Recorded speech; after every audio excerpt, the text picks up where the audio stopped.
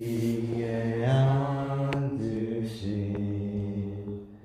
주 예수 얼굴 영광이 해같이 빛나네.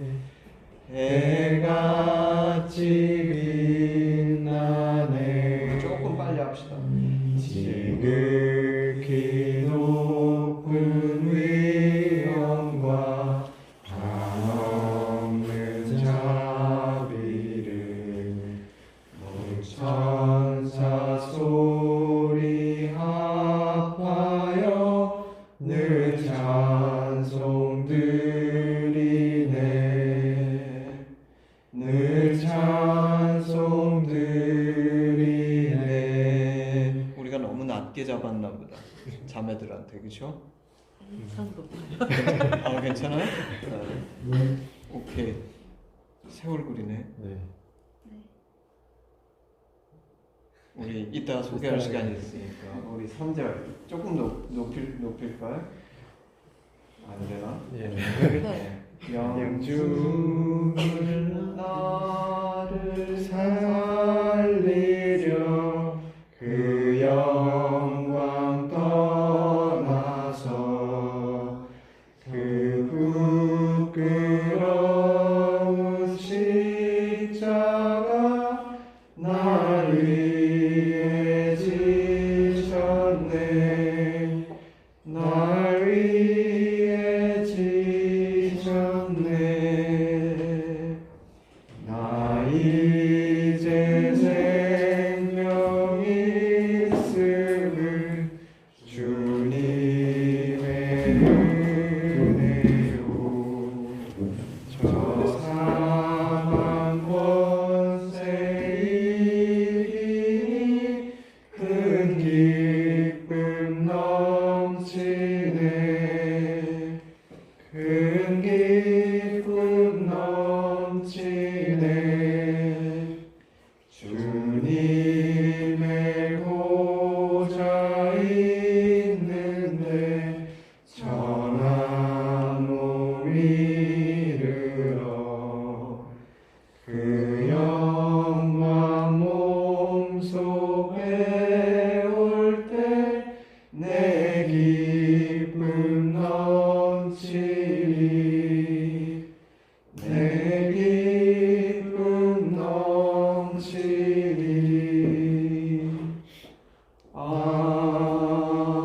아멘. 지금까지 지내온 것 주의 크신 은혜라.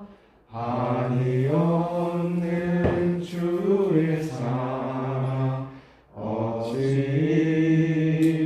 말하랴. 자나깨나 주의 손이 항상 살펴주시고 모든 일을 주 안에서 형통하게 하시네. 몸도 마음도 연약하나 세임마다 살았네. 물 붓듯이 부으시는 주의 은혜 족하다. 사랑 없는 거리에 나 험한 산길 헤맬 때 주의 손을 굳게 잡고 찬송하며 가리라. 주님 다시 배올나이. 날로 날로 다가와 무거운 짐 주께 맡겨 벗을 날도 멀잖네. 나를 위해 예비하신 고 집에 돌아가 아버지의 품 안에서 영원토록 살리라. 참 아름다워라 주님의 세계는 저 솔로몬의 옷보다 더 고운 백합화 주 찬송하는 저 맑은 새소리 내 아버지의 지으신 그 솜씨기 또다. 참 아름다워라 주님의 세계는 저 아침에와 저녁도 밤하늘 빛난 별 망망한 바다와 늘 푸른 봉우리 다 주 하나님 영광을 잘 드러내도다. 참 아름다워라 주님의 세계는 저 산에 부는 바람과 잔잔한 시냇물 그 소리 가운데 주 음성 들리니 주 하나님의 큰 뜻을 나알 듯하도다.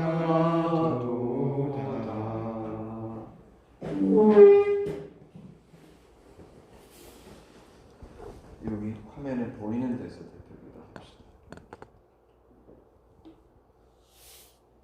기도하시겠습니다.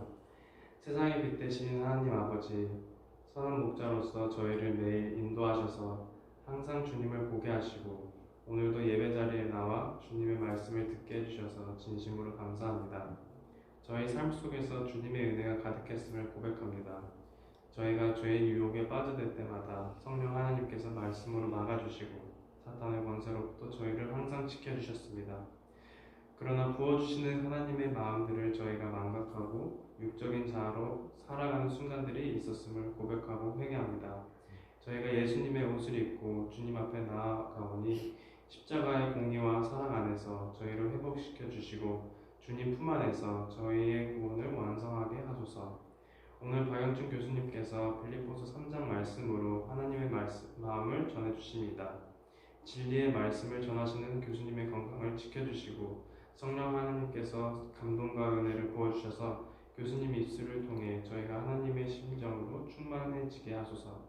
그리하여 우리 판교하신 공동체가 말씀 중심으로 판교 땅에 깊숙이 뿌리 내리게 하셔서 이 땅 판교 땅에 생명나무와 선악나무가 되게 하소서. 죄인을 지극히 사랑하시고 공의로 저희를 의롭게 하시는 살아계신 예수님의 이름으로 기도드립니다. 아멘.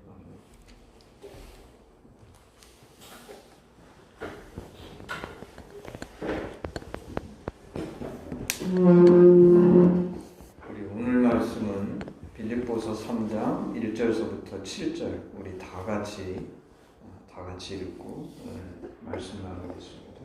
빌립보서 3장 1절서부터 7절 우리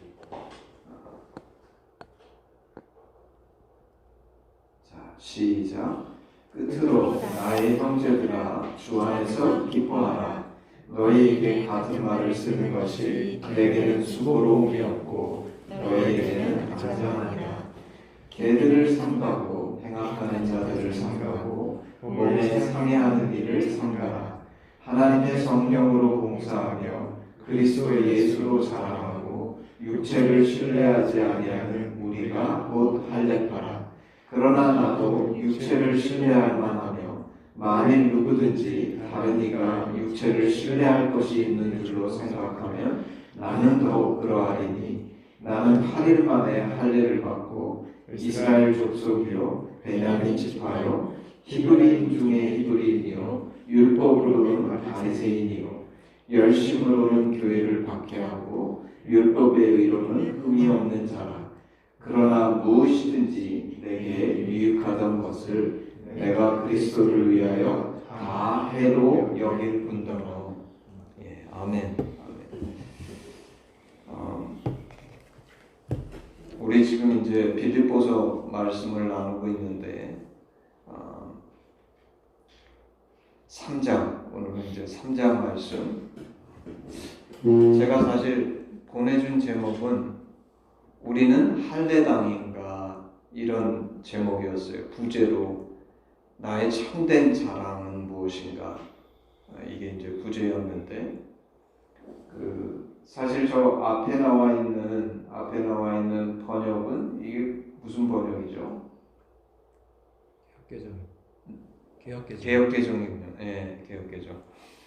그래서 어떻게 시작하냐면 3장에 사도 바울께서 끝으로 나의 형제들아 주 안에서 기뻐하라. 너희에게 같은 말을 쓰는 것이 내게는 수고로움이 없고 너희에게는 안전하니라. 사실 여기에 보면 1절에서 두 가지 얘기를 하죠. 주 안에서 기뻐하라. 그리고 사실은 너희에게 같은 말을 쓰는 것이 내게는 수고로움이 없고 너희에게는 안전하니라. 이 말의 뜻은 사도 바울이 이 얘기를 벌써 여러 번 했다는 거죠. 근데 그 여러 번 한 말을 지금 또 쓰는 이유는 내가 이것을 여러 번 했어도 너희가 다시 들을 필요가 있고 그게 너희에게 가장 안전하다, 다시 말해서 유익하다, 그 얘기죠. 그럼 그 얘기가 뭡니까? 그 얘기가 뭐냐면 그 뒤에 나오는 얘기죠. 2절서부터 7절까지 나오는 얘기를 사도 바울은 이전에도 많이 했지만 또다시 하는 겁니다. 또다시. 그리고 이것을 또다시 한다는 것은 무슨 뜻이냐면 여러 번 얘기했지만 우리가 그동안 공부해 본 것처럼 빌립보 교회는 굉장히 모범적인 교회였어요. 사도 바울이 쓴 서신 중에 빌립보 교회처럼 그렇게 기쁨이 가득하고 칭찬이 많은 그런 서신이 없죠. 가령 고린도 전후서를 보면 교회가 문제투성이에요.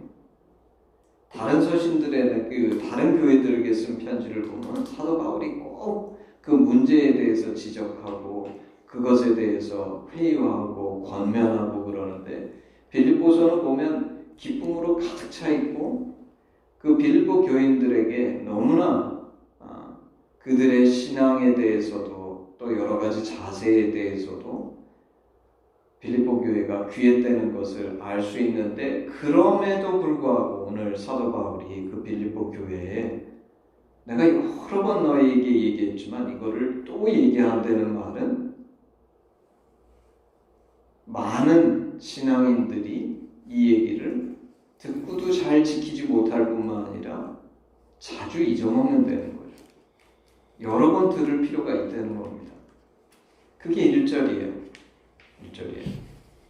이제 그래서 등장하는 것이 2절에서부터 7절인데 2절에서부터 이제 먼저 2절, 3절에 보면 이제 두 종류의 사람들이 등장하죠. 2절에는 저기는 개들을 삼가고 행악하는 자들을 삼가고 몸을 상해하는 일을 삼가라 이렇게 돼 있는데 이게 뭐죠? 개역 한글, 그러지 말고 제가 현대인의 성경으로 읽어볼게요. 현대인의 성경엔 이렇게 되어 있습니다. 포피를 베어 할례한 것을 자랑하며 악을 행하는 개 같은 자들을 주의하십시오.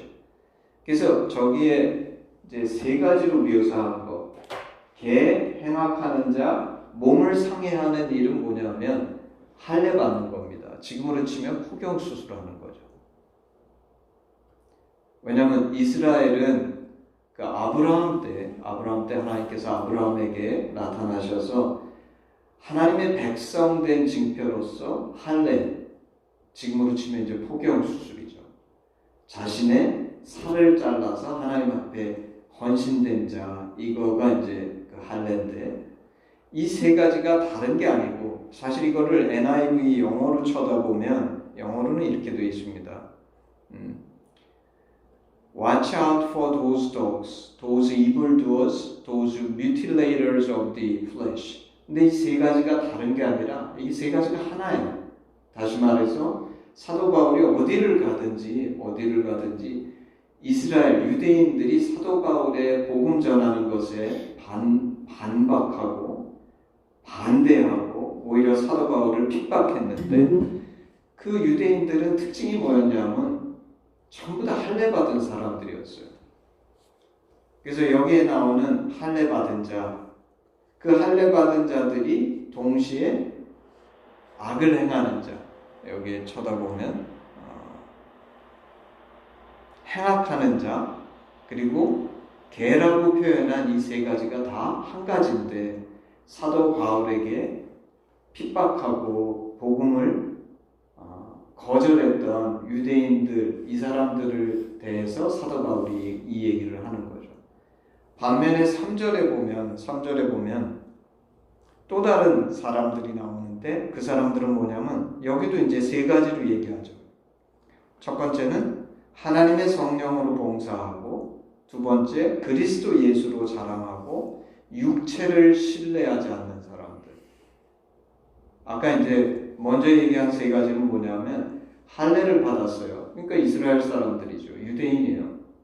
근데 이 할례 받은 이 사람들을 사도 바울은 뭐라고 얘기하냐면 행악하는 자라고 얘기하고 개들이라고 얘기합니다. 사실 어떻게 보면 굉장히 심한 얘기죠. 요새 같으면 우리 한국말로 치면 이 설교 중에 이런 얘기를 듣는데 이 개새끼 뭐 이런 거예요. 그야말로. 그렇죠? 야, 이게 성경에 이렇게 심한 말을 써놨을까 싶은데, 하여튼 그 2절에 보면 그 복음을 거절한 유대인들을 이 세 가지 특징으로 얘기하고, 3절에는 새로운 그 사도 바울이 얘기한 진정한 할례 받은 사람들은 이런 사람들이다. 첫 번째, 하나님의 성령으로 봉사하고, 두 번째, 그리스도 예수로 자랑하고, 육체를 신뢰하지 않는 사람들. 다시 말해서 뭐냐면 그 할례, 포경 수술을 받았냐 안 받았냐 이거는 별로 중요하지 않다는 거예요. 그거를 안 받았어도 성령으로 봉사하고 그리스도 예수를 자랑하는 이 사람들이 진정한 할례를 받은 사람들이다. 사도 바울은 이것을 소위 영적인 할례라고 생각하는 거죠. 근데 이 2절과 3절에 있는 사람들을 우리가 생각해 보면 이거는 다 믿는다고 하는 사람들이에요. 2절에 등장하는 유대인들은 유대교에 열심히 있었던 사람들이죠. 유대교는 뭘 믿냐 하면 여호와 하나님, 창조주 하나님을 믿어요. 그래서 오늘 이 등장하는 이 두 그룹의 사람들은 안 믿는 사람들은 오늘 얘기에 등장하지 않습니다. 안 믿는 사람들 얘기가 아니에요. 믿는 사람들 얘기예요. 그러므로 이건 우리에 대한 얘기예요. 믿는 사람들이 두 종류의 사람들이 있다는 거예요. 첫 번째는 비록 유대인들은 유대교를 믿었지만 유대교도 똑같이 창조주 하나님, 여호와 하나님, 아브라함으로부터 시작된 하나님을 믿는 사람들인데, 그 믿는 사람들 중에 그 사람들의 특징은 뭐냐면 그 할례당이라고 표현했지만 육체를 신뢰하는 거죠. 육체를 신뢰한다는 게 무슨 뜻입니까? 본질에 들어가지 못하고 형식이나 율법이나 행위나 겉으로 드러나는 것에 너무 치중되어 있는 사람들. 그렇죠? 여기에 등장하는 유대인들은 자신들이 이제 아브라함 때부터 자신들이 하나님 앞에 택함을 받아서 자신들은 구원받은 사람들이라고 믿었어요. 오직 유대인만이, 그리고 그 유대인이라는 것을 표시하는 가장 중요한 표식이 할례라고 생각합니다. 난지 며칠 만에 할례 받도록 율법에 그렇게 정해져 있으니까 할례 받은 것이 자신들이 선택받은 백성이라는 증거고, 사실 지금 쳐다보면 제가 생각할 때는 요새 그리스도인들 중에도 비슷한 사람들이 있죠. 비슷한 사람들이. 이들은 사실은 하나님과 깊은 관계성을 갖고 있지 않지만 내가 유대인으로 태어났기 때문에, 이스라엘 사람으로 태어났기 때문에, 그리고 할례를 받았기 때문에 나는 선택된 백성이고, 그러므로 나는 반드시 구원을 받을 거고, 하나님은 우리를 축복하실 수밖에 없고, 이런 생각을 하면서 산 사람들이죠. 그렇죠? 근데 사실 요새 소위 우리는 이제 유대교를 믿지는 않지만 우리가 교회 안에서 비슷한 부류의 사람들을 우리는 믿는 사람들 중에서 발견합니다. 그들의 특징은 뭐냐면 본질적인 하나님과의 관계가 없어요. 그리고 뭐에 치중하냐면 형식, 율법, 행위, 겉으로 드러나는 것들. 이거에 치중해요. 이게 이제 2절에 등장하는 손할례당이라고 얘기하는 거. 옛날 개역 한글 보게 되면. 다시 말해서 육체적인 거, 겉으로 드러나는 거, 형식적인 거. 사실 이제 제가 하신 강의를 할 때 종종 이렇게 얘기하는데, 유대인들의 특징이 뭐죠? 율법적이죠. 율법적인 거의 반대말이 뭡니까? 영적인 거죠. 영적인 거. 성경은 예수님이 영적인 메시아라고 얘기하시는 거예요. 예수님께서 니고데모를 만나셨을 때 우리 하심에서 너무나 잘 다루죠. 니고데모가 밤중에 예수님을 찾아옵니다. 니고데모는 아주 이스라엘의 유력한 사람이었죠. 니고데모는 유대인에 관한, 그게 무슨 뜻이냐면 유대인들은 그 당시 이스라엘을 지배하는, 이스라엘은 두 가지에 의해서 지배 구조가 있어요. 하나는 왕정이죠. 왕은 지금으로 치면 대통령 같은 거예요. 근데 이스라엘은 대통령, 왕 혼자서 다스리는 게 아니고, 왜냐하면 이스라엘은 신정 국가이기 때문에 왕 혼자서 다스리는 게 아니라 왕 이외에 지금으로 치면 의회하고 법원 같은 역할을 하는 그룹이 있었는데 그게 사내들인이에요. 사내들이는, 이스라엘은 왕이 자기 멋대로 다스리는 게 아니라 그 율법에 의해서 다스려지는, 말씀에 의해서 다스려지는 나라이기 때문에 그 말씀을, 이제 말씀이 있는데 이스라엘의 말씀은 모세오경이죠. 그 말씀을 해석하고 그 말씀에 대해서 판단, 그래서 말씀을 시행하기 전에 그 말씀을 해석해가지고 이렇게 하면 안 되고 이렇게 하면 된다. 가령 안식일에 이런 일 하면 안식일을 범한 거다. 그러면 일종의 법률을 만든 거랑 똑같은 거죠. 지금 의회가 하는 일이 그겁니다. 헌법에 기초해가지고 이러이러한 건 해도 된다, 이런 건 하면 안 된다. 그게 의회가 하는 역할이죠. 근데 그 역할을 이스라엘에서는 사내들인이 했어요. 그리고 만약에 행위가 발생한 후에 이런 행동이 벌어졌는데 이거는 율법에 합하냐, 합하지 않느냐, 이 판단을 하면 그건 법원이 하는 역할이죠. 이게 합법적이냐, 불법적이냐. 그것도 율법에 대한 해석권이 사내들인에 있었기 때문에 사내들인은 지금으로 치면 의회하고 법원을 합쳐놓은 것 같은 역할을 하는데, 사내들인은 이스라엘 12지파가 6명씩 대표를 뽑아가지고 구성합니다. 근데 니고데모가 그 사내들인의 멤버 중에 하나였어요. 그 말은 이스라엘의 최고 지도자 중에 하나였죠. 근데 어쨌거나 그가 예수님을 밤중에 찾아와 가지고 물어보죠. 찾아와서 인사를 합니다. 선생님은 하나님께서 보내신 분이 틀림없습니다. 왜냐하면 선생님이 하시는 기적들을 볼 때. 그리고 자기가 물으려던 거를 묻지 않아요. 아직 질문하지 못했어요. 인사만 했지. 근데 이제 예수님이 얘기하시죠. 내가 진실로 진실로 너희에게 이르노니 사람이 거듭나지 아니하면 하나님 나라를 볼 수 없느니라.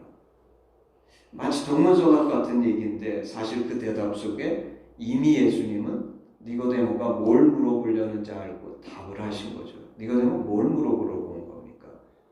니고데모는 이스라엘의 민족적 정치적 지도자로서 예수님한테 당신이 우리 이스라엘이 기다리는 로마로부터 우리를 독립시켜줄 정치적 물질적 메시아입니까? 이걸 물어보고 싶은 거였어요. 근데 사실 니고데모의 질문은 정확하게 그거였는데 자신도 그 질문을 다 이해하지 못했어요. 왜냐하면 니고데모 당시 이스라엘 사람들한테는 영적인 메시아라는 건 상상할 수 없는 거였어요. 메시아는 반드시 정치적 물질적 메시아여야 돼. 그게 이스라엘이 항상 익숙한 거예요. 항상 이 땅에서 나한테 복을 줘야 되고 하나님이 이 땅에서 나를 도와줘야 되고 이 땅에서 나를 축복해야 되고 그래서 메시아가 오시면 그 메시아는 우리가 갖고 있는 문제 로마로부터 지배당하고 있는 하나님의 백성들의 이 고통을 해결시켜줄 정치적 물질적 메시아 그리고 그것이 너무나 당연했기 때문에 니고데모는 사실 만약에 그때 이미 예수님 대답하셨기 때문에 물어보지 못했지만 질문을 했다면 당신이 우리 이스라엘이 기다리는 메시아 그리스도이십니까? 이렇게 물어봤을 거예요. 근데 그 메시아 그리스도는 당연히 정치적 물질적 메시아예요. 근데 너무나 놀라운 건 예수님이 뭐라고 대답하신 거예요? 나는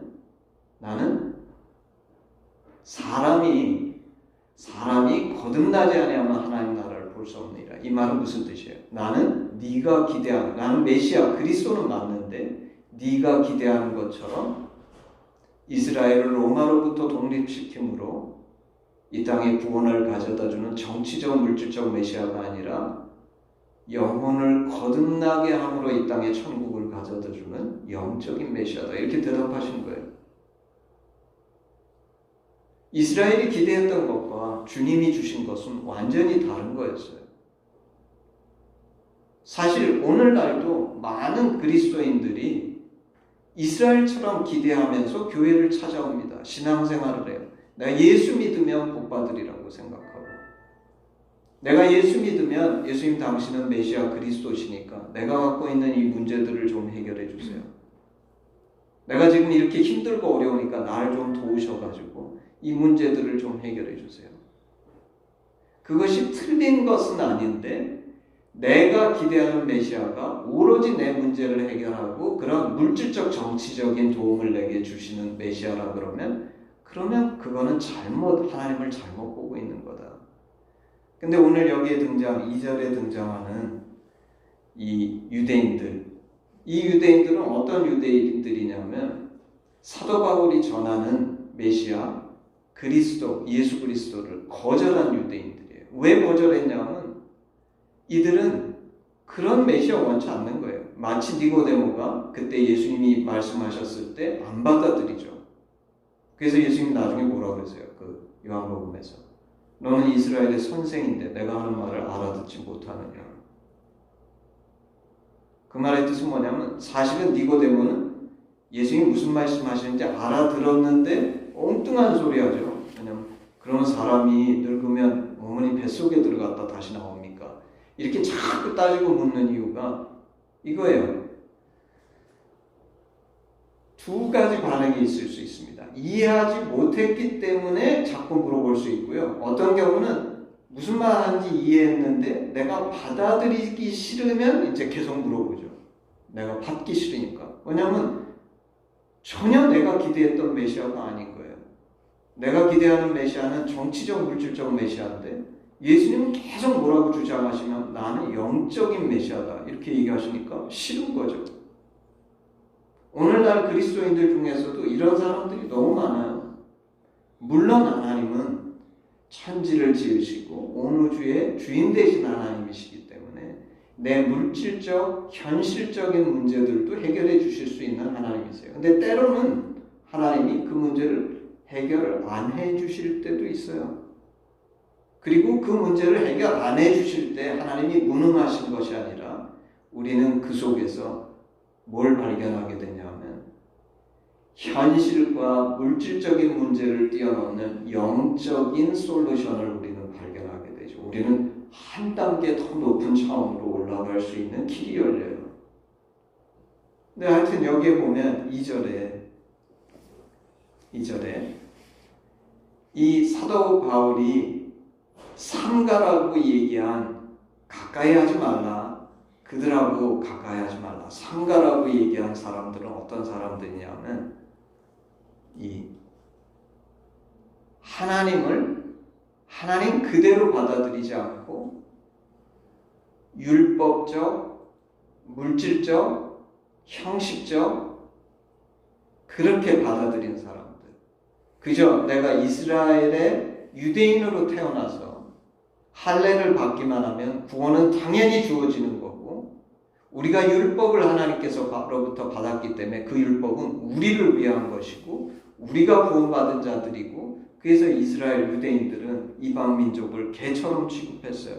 사실 그 개처럼 취급했다는 것이 어떤 면에서는 어떻게 인간을 요새의 그 우리 스탠더드로 얘기하면 말이 안 되는 것 같지만 사실 그게 말이 되는 거예요. 왜냐하면 이스라엘 사람들은 어떻게 생각한 거냐면 인간은 하나님의 형상을 따라 지음받은 존재인데 인간으로 태어나서 하나님도 모르는 존재는 인간 될 자격이 없다. 인간 이하의 존재라는 거예요. 사실 어떤 면에서 말이 되는 거죠. 인간으로 태어났다는 것은 전능하신 하나님, 존귀하신 하나님을 하나님으로 받아들이고 인정할 수 있을 때 비로소 인간다운 인간인 거지, 그러지 못하다 그러면 동물 같은 존재다, 개만도 못한 존재다, 이렇게 이제 생각한 거죠. 그래서 어떤 면에서 그 말은 일말타당성이 있어요. 근데 이제 여기 2절에 등장하는 이 유대인들은 자신들도 사실은 하나님하고 제대로 된 관계가 맺어져 있지 않은 거예요. 그저 율법적, 형식적, 피상적. 제가 아까 얘기했는데 니고데모하고 예수님의 차이는 유대인들, 2절에 등장하는 유대인들은 율법적이라는 게 뭐냐면 본질적인 것은 없으면서 겉으로 드러난 것만 쫓아다니는 거죠. 형식적. 그렇죠? 그래서 피상적. 이거의 반대말이 뭐냐면 율법적의 반대말이 뭐냐면 영적이라는 건 무슨 뜻이냐면 본질적, 그리고 정말 제대로 온전한 하나님과의 관계성을 갖고 있는 것. 그래서 2절에 등장하는 사람들은 하나님하고 제대로 된 관계성이 없어요.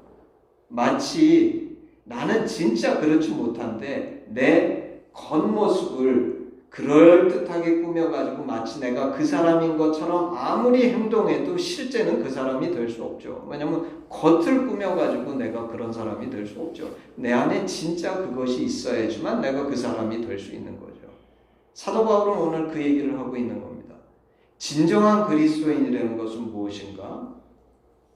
그저 율법을 쫓아서 내가 할례나 행하고, 요즘으로 치면 이런 거죠. 오늘날도 이런 착각하는 그리스도인이 얼마나 많은지 몰라요. 내가 11조하고 주일날 교회에 가고 예배도 빠진 적이 없고 그러면 좋은 신앙인입니까? 사실 뭘 물어봐야 되냐면 정말 하나님과 바른 관계가 있는가? 이웃과 바른 관계를 갖고 있는가? 사도 바울은 진짜 그리스도인은 어떤 사람들이냐면 첫 번째, 하나님의 성령으로 봉사하고, 어떤 번역에서는 예배하고 이렇게 써 있어요. 내가 봉사하고는 뭐죠? 범사에 살아갈 때 성령의 인도하심을 받고 살고. 그 말의 뜻은 뭡니까? 성령님이 누구시죠? 성경의 영은, 성령님은 하나님의 영, 그리스도의 영이에요. 내가 하나님의 영, 그리스도의 영이 내 안에 있다는 것은 무슨 뜻이냐면 내가 하나님과 온전히 바른 관계를 맺어서 그분의 영이 내 안에 들어왔다. 그 말의 뜻은 하나님의 심정, 그리스도의 마음이 내 안에 충만해가지고 내가 범사에 사는 데 있어서 그리스도의 마음, 하나님의 심정으로 살고, 그렇죠? 그게 성령으로 봉사한다는 뜻이에요. 하나님의 심정, 그리스도의 마음이 내 안에 있어서 내가 한 영혼을 대할 때도 그 그리스도의 마음, 하나님의 심정으로 대하고, 비즈니스를 해도 그렇게 하고, 내 삶의 근본적인 자세가 그런 자세로 살고, 그리고 두 번째는 자랑할 때 나를 자랑하는 것이 아니라 그리스도 예수를 자랑해요. 그리스도 예수를 자랑해요. 이게 중요해요. 내가 생각할 때는. 오늘날 쳐다보면 세상에 유명화되는 사람들, 유력화되는 사람들이 많은데 그 사람들 다 가만히 보면 나와서 말은 점잖게 하는데 다 뭐를 자랑하는 거냐면 자기를 자랑하는 거예요. 내가 이렇게 잘났다. 그렇죠?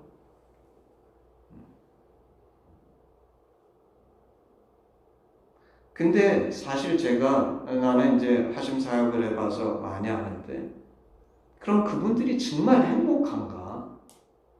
안 행복해요. 소위 사회 속에서 그렇게 모셔서 성공한 것처럼 보여지는 사람들을 데리고 나면 그 사람들이 나와가지고 나는 사실 불행합니다. 나 부르지 마십시오. 나는 이렇게 가가지고 이그샘플이 될 수 없어요. 어떻게 이 얘기를 할 수 있겠어요? 기껏 모셔가지고 당신 사람들이 이렇게 당신한테 보고 배우기를 원하는데, 그래서 모셨는데 거기 나와가지고 감히 어떻게 나 너무 불행합니다. 나 부르지도 마십시오. 그렇게 얘기 못하죠. 근데 사실 그 사람들의 삶을 쳐다보면 행복하지 않은 거예요. 근데 그래도 이 사람들 거기 나오면 부른 이유가 그거니까, 뭐 가령 예를 들어서 사업을 해서 성공했든지 뭘 성공했으면 나 이렇게 잘해가지고 성공했습니다. 이 얘기하는 거죠. 근데 문제는 뭐냐면 행복하지 않아요. 행복하지 않아요. 세상은 항상 자기를 자랑해요. 근데 오늘은 어쨌거나 우리 믿지 않는 사람들 얘기가 아니고 믿는 사람 얘기하는 거예요. 두 종류의 믿는 사람이 있다는 거예요. 하나는 형식적, 율법적, 그거를 손할래당 행악하는 자, 개들 이렇게 얘기하는 거예요.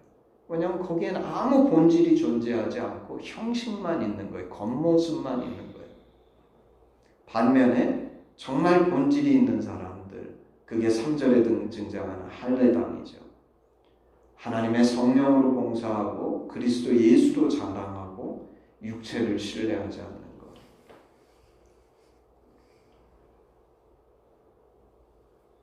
근데 이제 여기서 우리가 한번 물어봐야 되는 거죠.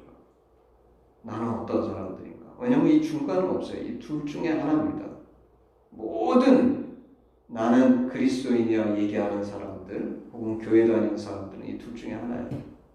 손할례당, 형식적인 할례당이든지 아니면 진정한 영적인 할례당이든지. 본인 한번 가슴에 손을 얹고 생각해 보세요. 나는 어떤 사람인가?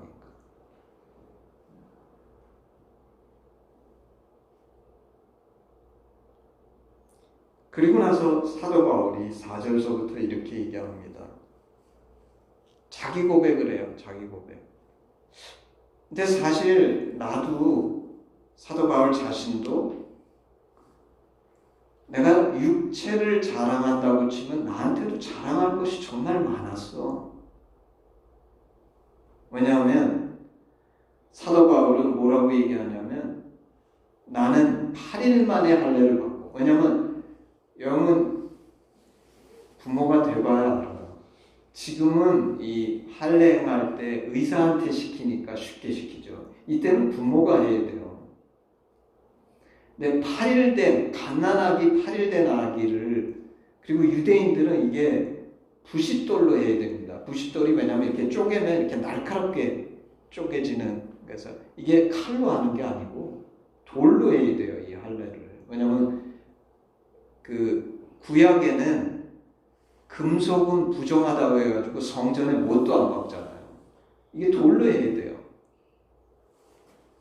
근데 갓난에 지금 그 조그매가지고 꼬물꼬물한 그 조그만 녀석 그 눈에 넣어도 안 아픈데 개 할례를 부모가 쪼개진 돌 가지고서 그 날카로운 면을 가지고서 애의 할례를 하려고 그러면 이게 그래서 8일 만에 할례를 받는다는 게 이게 보통 일이 아닌 거예요. 부모 입장에서는.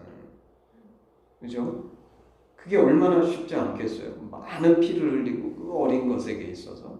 근데 나는 율법대로 정확하게 8일 만에 할례를 받았고 이스라엘 족속이에요.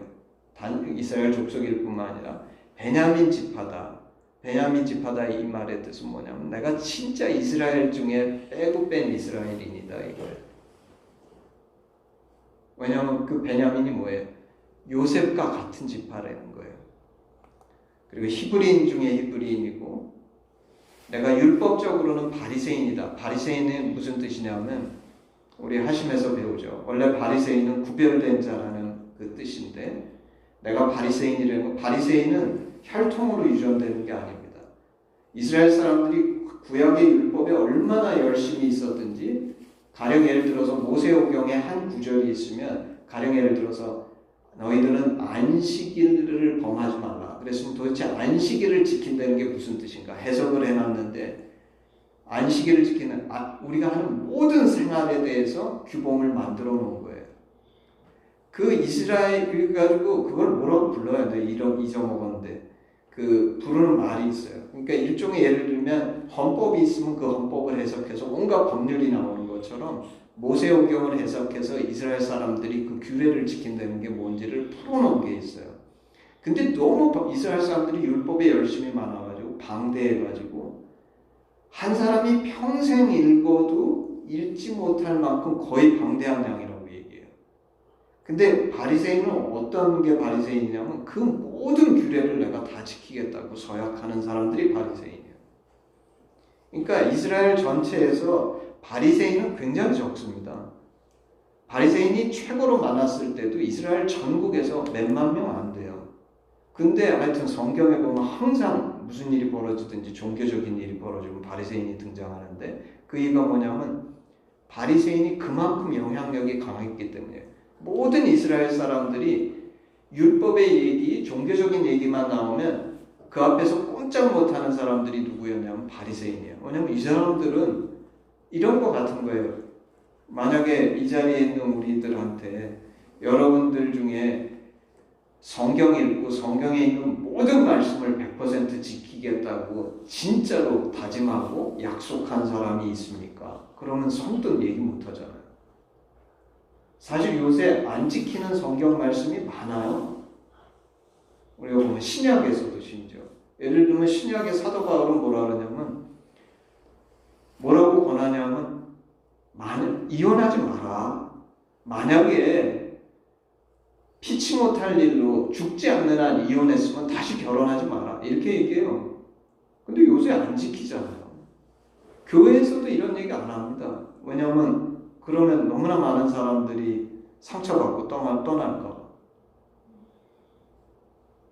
우리는 너무나 많이 그냥 성경에 그런데 사실 만약에 바리새인이라는 말의 뜻은 뭐냐면 그것들 다 지키겠다는 거예요. 글자 그대로. 근데 오늘날 교회에서 사실 이렇게 헌신한 사람이 몇 명이나 있습니까? 그럼 자신 있게 나는 그렇게 반드시 하겠다고 헌신했습니다. 얘기할 사람이 별로 없죠. 그리고 열심으로는 교회를 핍박하고 사도 바울이 유대교에 너무 열심히 있어서 교회를 열심히 핍박했잖아요. 그냥 나 혼자만 신앙생활 잘한 게 아니라는 거예요. 나는 유대교를 위해서 기독교를 그렇게 핍박했고 율법의 의로는 흠이 없는 자다.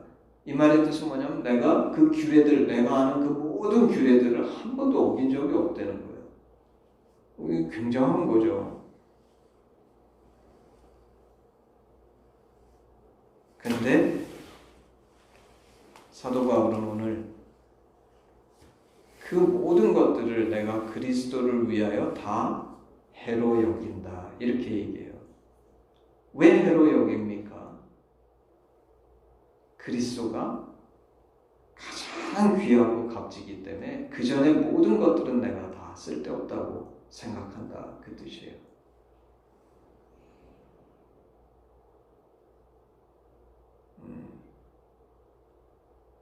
그래서 저는 여러분들한테 하나 물어보고 싶은 거예요. 제가 이거를 다른 말로 표현하면 그리스도 한 분만이 나의 유일한 자랑이 되는 삶. 그리스도 한 분만이 나의 유일한 자랑이 되는 삶.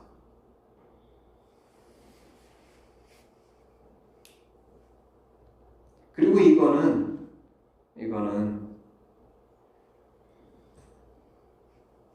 너무나 진리적이에요. 너무나 진리적이에요. 제가 요새 보면 오늘날 실제는 그렇게 자랑할 만한 것이 되지 못하는데 너무나 사소한 자랑들인데 그런 자랑들은 세상에 너무 넘쳐요. 근데 정말 자랑해야 될 것, 진리적이고 본질적이고 이것은 반드시 우리가 기억해야 되는 것들은 세상에서 별로 소리가 나지 않고 자랑하지 않는 거예요. 오늘날 쳐다보면 방송인이 온갖 곳에서 사람들에 대한 자랑은 넘쳐나는데 예수 그리스도를 자랑하는 일은 별로 없는 거예요. 오히려 요새 매스미디어를 쳐다보면 예수 그리스도를 얼마나 비하하는지. 근데 사도 바울은 뭐라고 얘기하냐면 내게 유익하던 것을 내가 그리스도를 위하여 다 해로 여긴다. 그리스도 한 분만이 나의 유일한 자랑이다.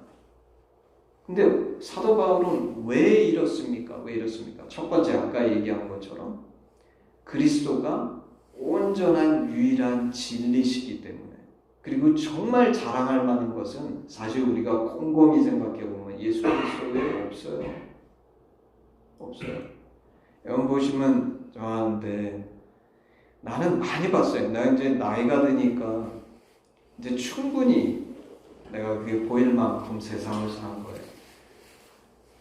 여러분 쳐다보면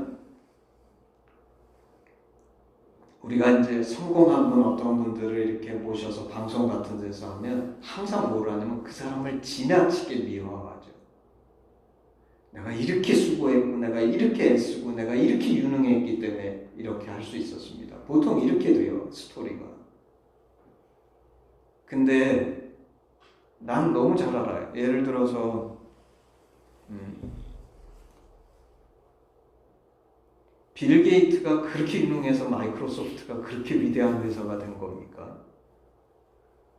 그건 완전 착각이에요. 그렇지 않아요? 그 모든 조건들이 맞아. 물론 빌 게이트도 노력했어요. 애썼어요. 맞는 타이밍에 맞는 곳에서 맞는 일을 했지만 그렇지만 그런 빌 게이트가 모든 걸 이해하고서 자기가 거기에서 이렇기 때문에 앞으로 이렇게 될 거라고 이해하고 그래서 그 모든 것들을 했기 때문에 지금 마이크로소프트가 됐습니까? 전혀 아니에요.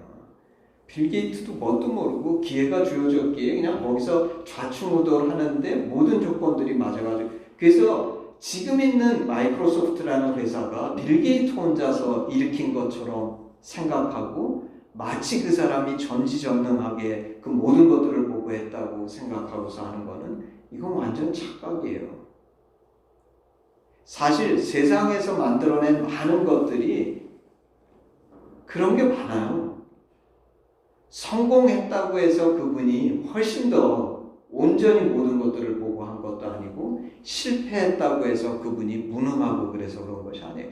다만 내가 컨트롤할 수 있는 요소들이 있었지만 없었던 요소들 속에서도 모든 것들이 맞아가지고 된 사람들이 있는 반면에 안 된 사람들이 있다고 해서 이 두 사람들 사이에 하늘과 땅의 차이가 있는 것이 전혀 아니라는 거예요.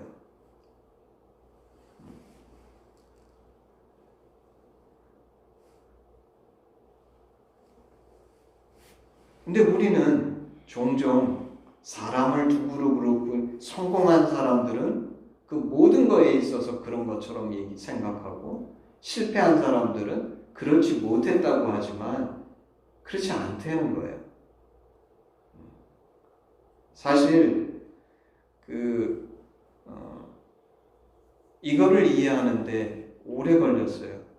여러분은 무엇을 자랑하세요? 여러분의 인생 속에서 무엇을 자랑하세요? 제가 돌이켜보니까 나는 젊었을 때 내 안에도 사도 바울처럼 이런 게 있었던 것 같아요. 사도 바울이 정말 주님을 제대로 알기 전까지는 자랑할 것들이 많았던 거예요. 좀 전에 얘기한 것처럼 자기는 이스라엘 중에 이스라엘이요 베냐민 지파였고 8일 만에 할례를 받았고 정말 바리새인이고 내가 율법으로는 흠이 없었고 온갖 자랑할 것이 있었지만 지금은 그게 다 쓸데없는 것이라고 느끼는 거예요. 왜 그렇죠? 우리 예수님의 비유처럼 진짜 값진 진주를 하나 만나면, 이 세상의 유일한 보물을 하나 만나면 그 전까지 내가 가지고 있었던 것, 그 전까지 내가 귀하다고 여겼던 것들은 가치가 없는 거예요. 왜 사도 바울은 이렇게 예수 그리스도 한 분만이 가장 귀하다, 다른 것들은 다 쓸데없다고 얘기하냐면 진짜 보물을 만났기 때문에. 돌이켜보면 나도 그랬던 것 같아요. 나도 젊었을 때 나는 공부하고 유학 가서 좋은 학교에서 공부하고 박사 받고 그리고 좋은 회사에서 일하고 이런 것들이 암암리의 내 손 안에서 프라이드였어요. 근데 내가 하나님 부르셔가지고 한동대학교 가서 일하면서 가끔가다 시험 들 때가 있었어요. 왜 내가 계속 그 길을 갔으면 어쩌면 최고의 위치에 갈 수도 있었는데 나는 왜 여기 와서 이러고 있는가, 이런 시험에 들 때도 있었는데 그 시간들을 지나면서 내가 사실 발견한 것은 진짜가 뭔지, 진짜 보물이 뭔지, 예수 그리스도 한 분이 진짜 가장 귀한 보물인데, 오늘 여기에 보면 사도 바울이 아까 얘기한 것처럼 어떻게 예수를 이렇게 자랑할 수 있게 되었는가. 나도 쳐다보면 내가 옛날에는 우리 인간이 뭐냐면 사람이 보통 어떻게 하냐면 자기 자랑을 하다가 때가 되면 자식 자랑을 하죠. 자식 자랑을 하죠. 그게 무슨 뜻입니까? 내가 깊이 사랑하는 것을 자랑하는 거예요. 자식 자랑한다는 건 뭐냐면 옛날에는 나를 더 사랑했지만 부모가 되고 났더니 이제는 나보다 자식을 더 사랑하는 거예요. 그러니까 자식 자랑을 하는 거예요. 만약에 내가 나를 더 사랑했다면 나를 자랑하겠죠. 사도 바울은 왜 예수를 자랑하는가? 나보다도 예수를 더 사랑하게 됐고, 내가 이 땅에 있는 어떤 것보다도 예수를 사랑하게 된 사람은 예수를 자랑하겠죠. 근데 차이가 있어요. 아까도 얘기했지만 나를 자랑한 거, 자식을 자랑한 거, 인간적으로는 우리가 그것을 심정을 충분히 이해할 수 있지만 그것은 비진리적이에요. 왜냐하면 그건 내가 그렇게 생각하는 거지 모든 세상이 그렇게 되는 것이 아니고, 사실 객관적으로 찾아봤을 때 문제가 많아요.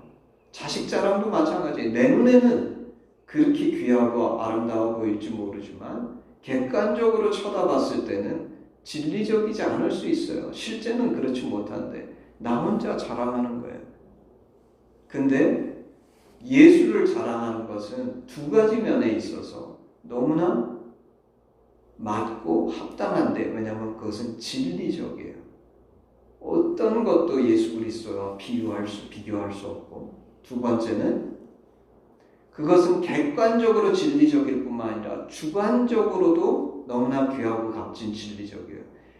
내가 예수님하고 그런 깊은 사랑에, 그래서 객관적으로도 맞고 진리적으로도 맞고 주관적으로도 맞는 것이 예수를 자랑하는 거예요. 사도 바울은 진리 대신 예수 그리스도를 자랑할 뿐만 아니라 그것이 객관적인 단순한 사실이 아니라 자신과 예수 그리스도 사이에 그런 깊은 사랑의 관계성이 있기 때문에 예수를 자랑하는 거예요.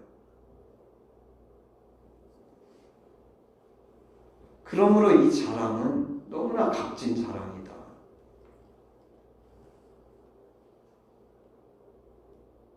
우리도 이 땅을 살아가면서 사도 바울처럼 예수를 자랑할 수 있는 사람들이 되면 좋겠어요.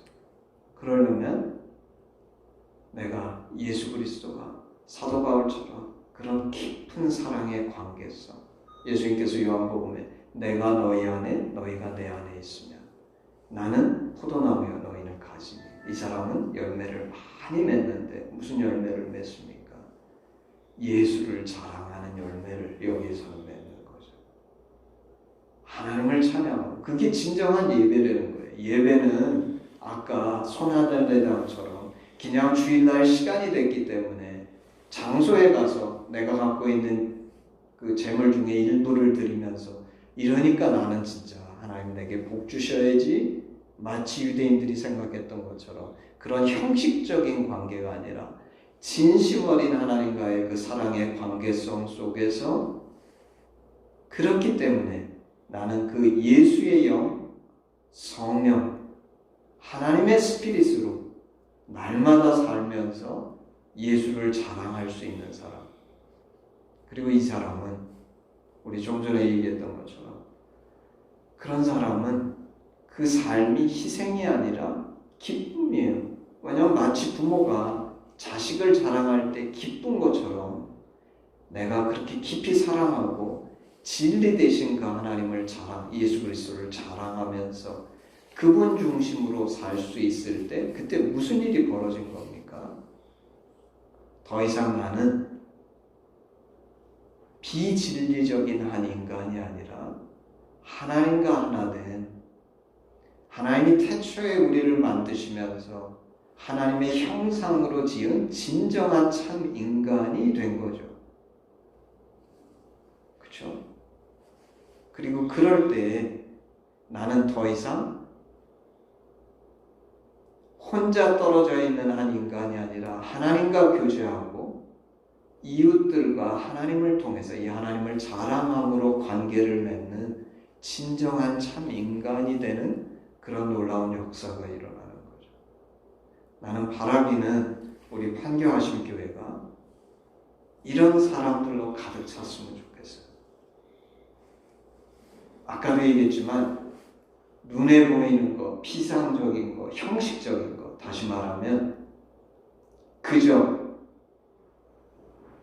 소위 말해서 주일날이라고 생각하는 그 형식에 맞춰서 예배에 갔기 때문에 내가 그리스도인이 아니라, 오늘 사도 바울처럼 하나님과 그런 깊은 사랑의 관계성을 가지고 그 주님을 자랑하면서 그 주님과 더불어 사는 진정한 본질이 살아있는 그런 그리스도인들이 모이는 것. 그렇기 때문에 우리 사이에서는 하나님의 성령으로 봉사하고 예수로 자랑하고 육체를 신뢰하지 않는 것. 사실 교회가 육체를 신뢰하지 않는다는 것은 겉모습으로 판단하지 않고 세상에서 지위가 이렇기 때문에 세상의 지위대로 교회에 와서도 그렇게 대접받고 그런 것이 아니라, 우리는 이런 형식적인 것, 물질적인 것, 육신적인 것에 매이지 않고 오직 예수 그리스도의 영으로 주님의 눈으로 만나고 교제하고 관계하는 그런 판교하심 교회가 되기를 축복합니다.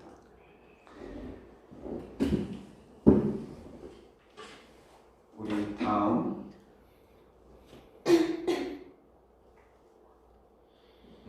그래서 우리 제가 헌금 기도, 제가 헌금이자 축복 기도하고 우리 찬양하겠습니다. 헌금 찬양. 아버지 하나님 감사합니다. 참 하나님, 오늘 저희가 가진 물질 중에 일부를 주님 앞에 드립니다. 이 물질이 쓰이는 것마다 예수를 자랑할 수 있게 하나님 축복하여 주시옵소서.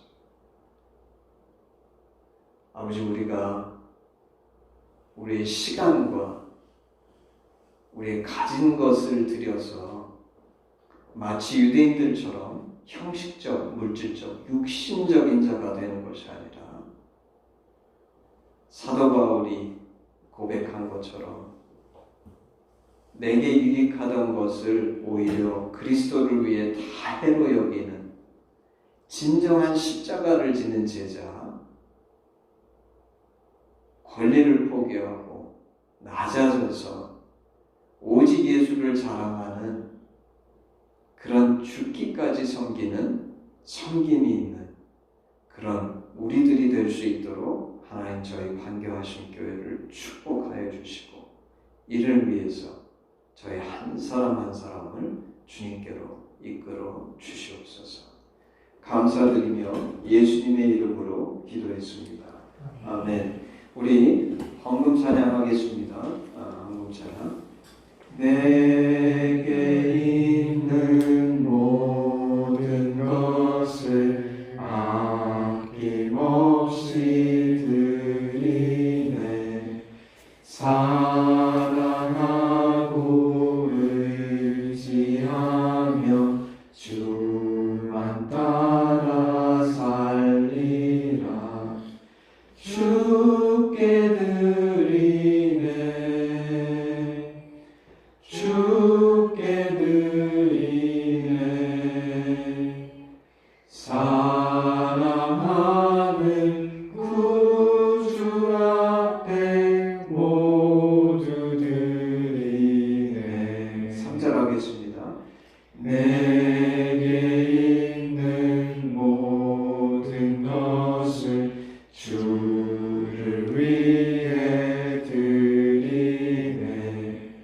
주의 성령 충만하게 내게 내려 주소서. 주께 드리네. 주께 드리네. 사랑하는 구주 앞에 모두 드리네. 아멘. 우리 헌신 기도문 같이 공독함으로 예배를 마무리하겠습니다. 아바 아버지, 예수님의 죽으심과 부활하심으로 우리를 향한 당신의 사랑을 확증하시고 예수 안에 성령으로 당신과 하나 되게 하시니 감사합니다. 구하오니 우리 공동체가 당신 안에 더욱 하나 되게 하시고 우리를 온전케 하사 한교와 대한민국 열방 가운데 당신의 심정이 더욱 증거되게 하시옵소서. 나라와 권세와 영광이 아버지께 영원히 있사옵나이다. 아멘.